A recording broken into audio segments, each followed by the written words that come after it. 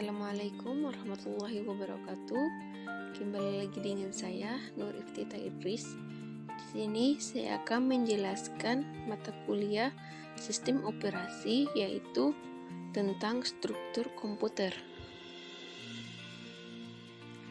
Struktur komputer didefinisikan sebagai cara-cara dari setiap komponen yang saling terkait. Struktur sebuah komputer secara sederhana dapat digambarkan dalam diagram blok pada gambar ini. Sedangkan fungsi komputer didefinisikan sebagai operasi masing-masing komponen sebagai bagian dari struktur. Adapun fungsi dari masing-masing komponen dalam struktur ini yaitu 1.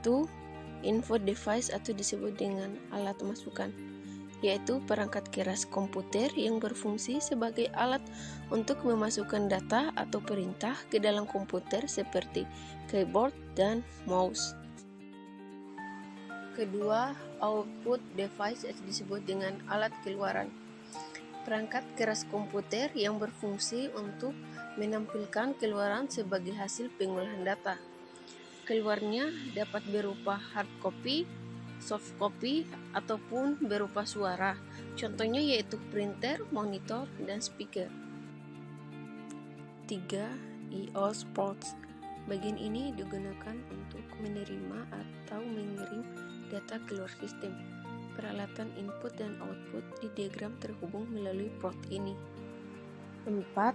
CPU atau disebut dengan Central Processing Unit.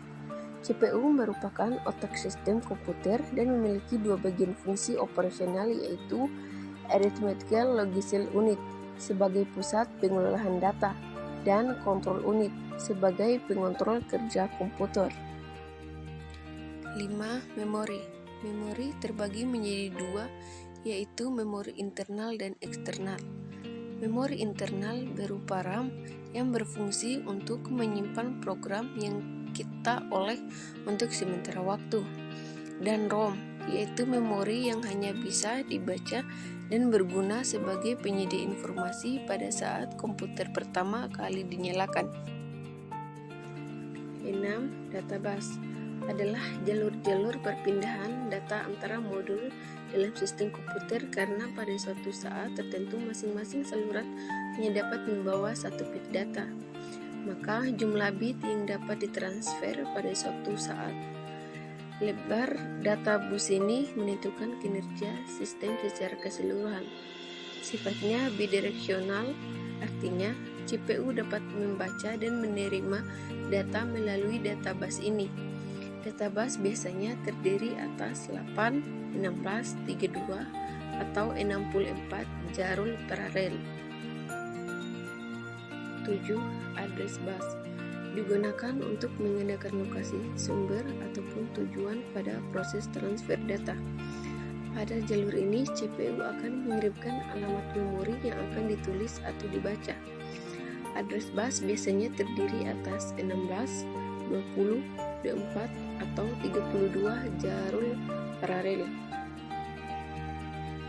Yang terakhir, 8. Control bus.